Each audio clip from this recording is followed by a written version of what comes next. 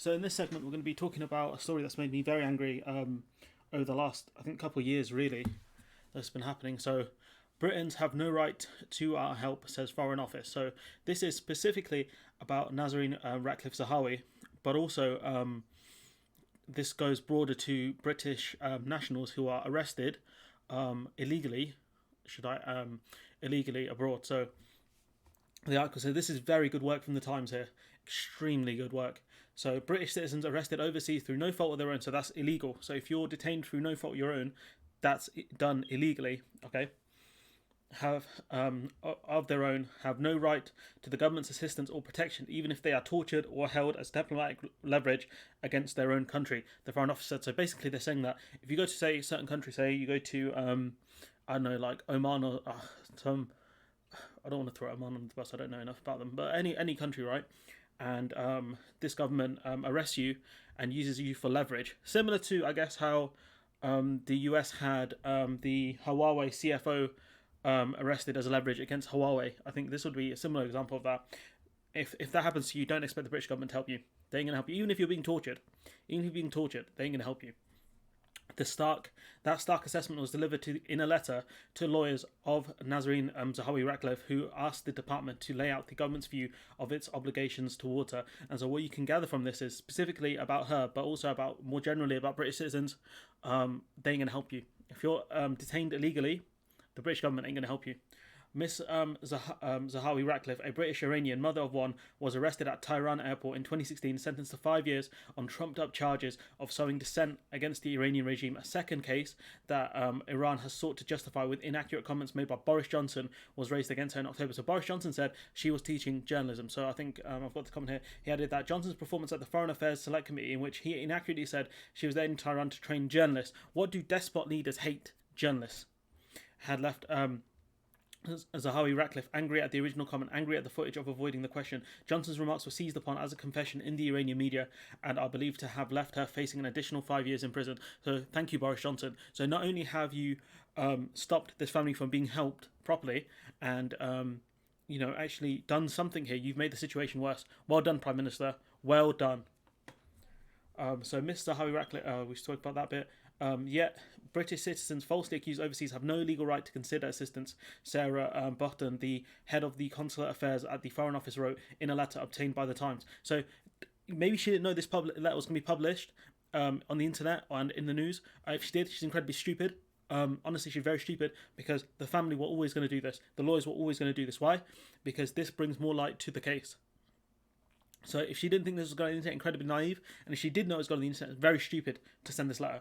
The government's position has profound implications for all British citizens travelling abroad in the belief that their passport gives them the right to assistance or protection of the state. This is the British government not caring anything about British citizens. This is more evidence of this.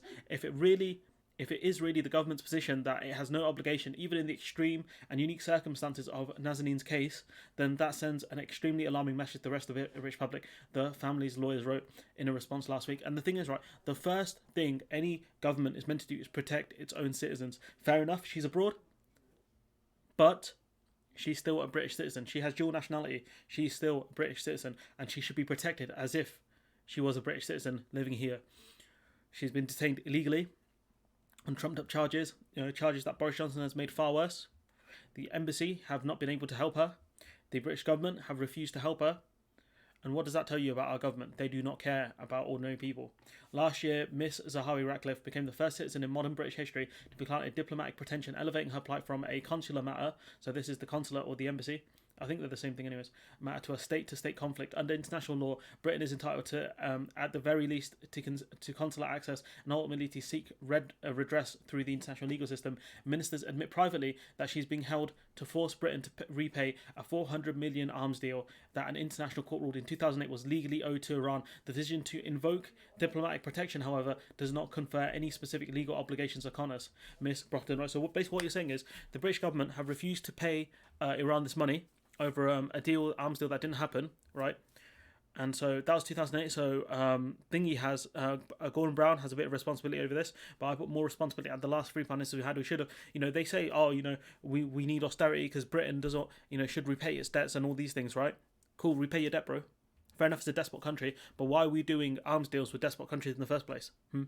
That's the question. You want Britain to be a country that lives within its means and pays off its debt? Cool, pay off the debt. Bring it home, pay off the debt. Unless you're lying. And I think you're lying.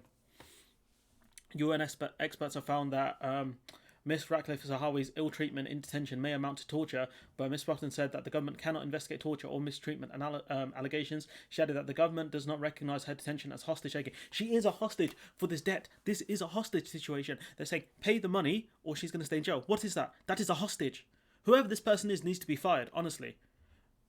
Whoever this person is, if I was in charge, right, I would have sacked this person, because not only have they exposed the government as being absolute morons, but they've also sent a letter to a person's lawyers and family saying that, oh yeah, sorry, your family member's in jail, don't really care. Jeremy Hunt, who as Foreign Secretary granted Miss Ratcliffe-Zahawi diplomatic protection, said he had felt morally bound to declare her innocence despite resistance from Foreign Office advisors. I want to make it clear, I thought she was innocent, he told The Times. It was blindingly obvious that we had to do that, and also she wasn't a spy. Diplomatic protection should have sent a signal. We will do everything we can, symbolic, practical, to rescue our citizens when they are unjustly improvised as a pawn in some international diplomatic game. And you idiots at the Foreign Office have made me agree with Jeremy Hunt.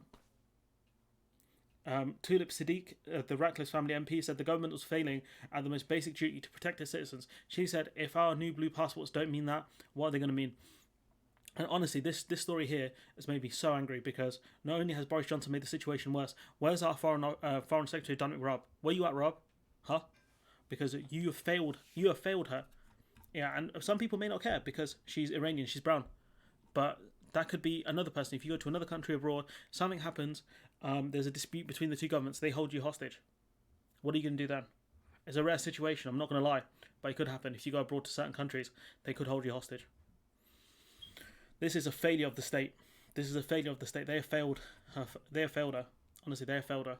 And I don't know what more to say, to be honest.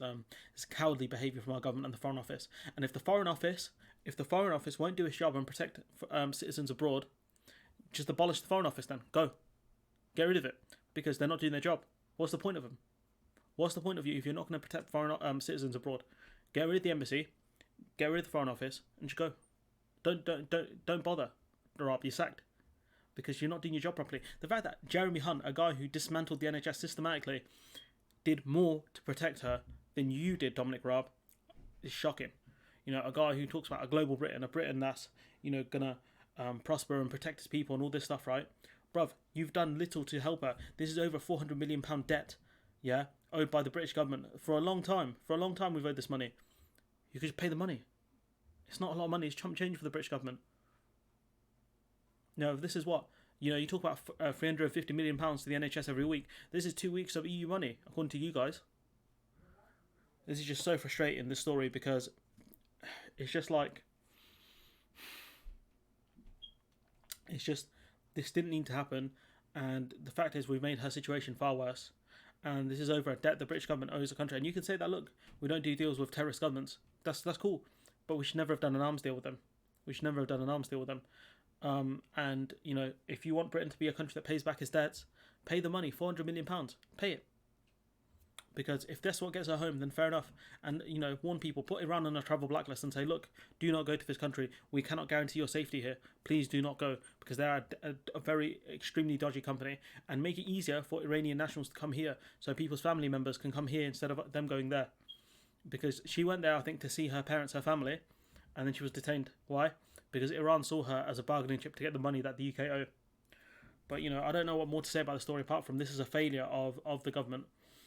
And I hold them responsibility. I hold them partially responsible for this. I hold the Iranian government far more over this, because this was their decision to use her as a hostage to get the money. But the fact is, the British government has to pay. I have no love for the Iranian government, but the fact is, the British government owes a debt to the Iranian government. We didn't pay it, and they've decided to take a hostage. How many other people will they do this to? That's the question. She's been tortured, detained illegally. She's very ill, from what I've read. And she's getting no help from the government. And, this is the government saying, well, if you get detained illegally and you're tortured, don't ask us, bro. That's not us. That is your job, fam. That is your job. Dominic Raab, more journalists need to start asking him a question about this. More journalists need to start asking him about what's going on here, and need to ask him why the government refusing to pay the money, and what has he done specifically to help her, because this is shambolic. This is shambolic. Anyways, if there's any more updates to the story, I'll keep you updated. Let me know what you guys think in the comments below. Like, comment, share, subscribe, and hopefully I'll see you in the next one.